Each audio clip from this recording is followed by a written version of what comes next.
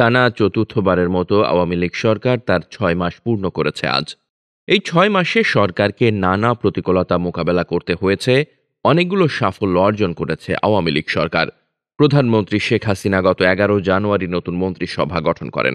পরবর্তীতে তিনি আরও ৭ জন প্রতিমন্ত্রীকে নিয়ে মন্ত্রিসভা সম্প্রসারণ করেন। কিন্তু এই ৬ মাসে সকল মন্ত্রী একই সুরে এগোতে পারেননি। সকল মন্ত্রীর সাফল্য ইতিবাচক নয়। যদিও ৬ মাস সময় একজন মন্ত্রী বা সরকারকে মূল্যায়নের জন্য যথেষ্ট নয়, কিন্তু সকালের সূর্য সারা দিনেরই আভাস দেয়। সেই বিবেচনায় ৬ মাসে যে সকল মন্ত্রীরা সপ্রতিভ, আলোচিত এবং উজ্জ্বল ছিলেন তাদেরকে নিয়েই এই প্রতিবেদন। এই ৬ মাসে আলোচিত এবং দৃশ্যমান মন্ত্রীদের মধ্যে রয়েছেন ওবায়দুল কাদের। ওবায়দুল কাদের আওয়ামী লীগের সাধারণ সম্পাদক এবং সড়ক পরিবহন ও সেতু মন্ত্রীর দায়িত্ব পালন করছেন দীর্ঘদিন ধরেই। তার নেতৃত্বেই পদ্মা সেতু হয়েছে, মেট্রো রেল হয়েছে, কর্ণফুলী টানেল হয়েছে। এটি তার অসাধারণ সাফল্য।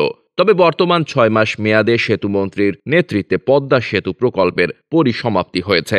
পরিসমাপ্তি অনুষ্ঠান হয়েছে সফলভাবে। ওবায়দুল কাদের মন্ত্রী হিসেবে বাংলাদেশের সড়ক যোগাযোগ ব্যবস্থায় একটি নীরব বিপ্লবের নেতৃত্ব দিচ্ছেন। এ সময় তিনি রাজনৈতিক অঙ্গনেও সরব ছিলেন।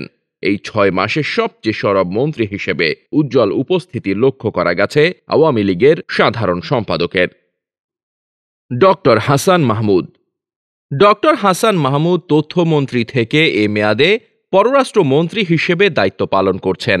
পররাষ্ট্রমন্ত্রী হিসেবে দায়িত্ব গ্রহণ করে তিনি বাংলাদেশে ভারসাম্যের কূটনীতির ধারা অব্যাহত রেখেছেন। নির্বাচনের পর আন্তর্জাতিক গ্রহণযোগ্যতা এবং স্বীকৃতি অর্জনের ক্ষেত্রে তার ভূমিকা সমাদৃত হয়েছে।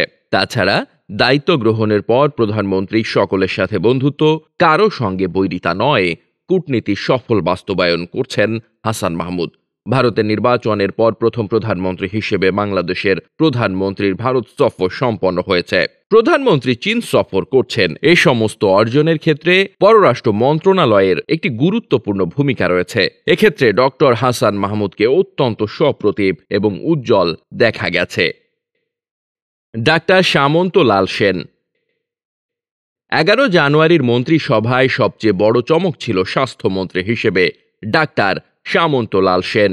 তিনি স্বাস্থ্যমন্ত্রী হিসেবে কেমন দায়িত্ব পালন করবেন তা নিয়ে অনেকের মধ্যেই নানা রকম কৌতূহল ছিল।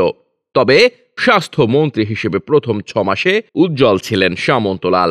তার সততা, নিষ্ঠার প্রভাব পড়েছে স্বাস্থ্য মন্ত্রণালয়ের কাজে।